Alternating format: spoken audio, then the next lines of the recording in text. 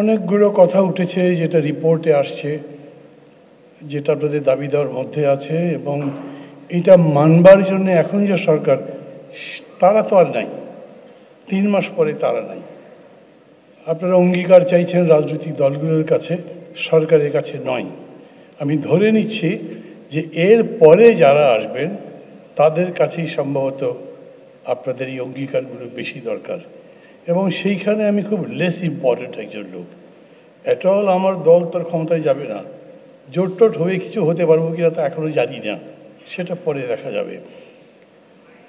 আমি কয়েকটা অভিজ্ঞতার কথা বলি। একটু বলেছেন যে আমি গণমাধ্যমে ছিলাম। আমি আসলে 68-তে চট্টগ্রাম বিশ্ববিদ্যালয়ের রিপোর্টার হয়েছিলাম, একটা পত্রিকায়, সেই থেকে লিখি, এখনও লিখি। আমি যখন আওয়ামী লীগে যোগ দিলাম তখন একটা শর্ত দিয়েছিলাম শেখ হাসিনার কাছে, শর্ত ঠিক নয়, তাকে বলেছি আমি কিন্তু লিখতে চাই ফ্রিলি, এবং উনি খুব ওপেনলি বলেছেন একেবারে ফ্রিলি লিখতে পারবে, কোনো আটকা পড়ে কোনো জায়গাতে। লিখতাম। তারপর উনি যখন ক্ষমতায় গেলেন তখন দুটো একটা লেখা নিয়ে কমিটির মধ্যে, সেন্ট্রাল কমিটিতে আলোচনা হলো, এবং বলা হলো যে মান্নাত একটু উল্টাপাল্টা লিখছে, ওকে কিছু বলা দরকার। আমি অনেকে জিজ্ঞেস করলাম যে আমি কি ঠিক আছি?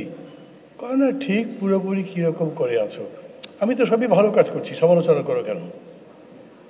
আপনাদের বোঝার জন্যে বলছি, যিনি 1 নম্বর মানুষ, বলে না মাছের পচন ধরে মাথা থেকে, উনি যদি ক্ষমতায় যাবার পরে এরকম বদলে যান, তো বাকি আমাদের কাছ থেকে এসব অঙ্গীকার নিয়ে লাভ কী হবে আপনাদের?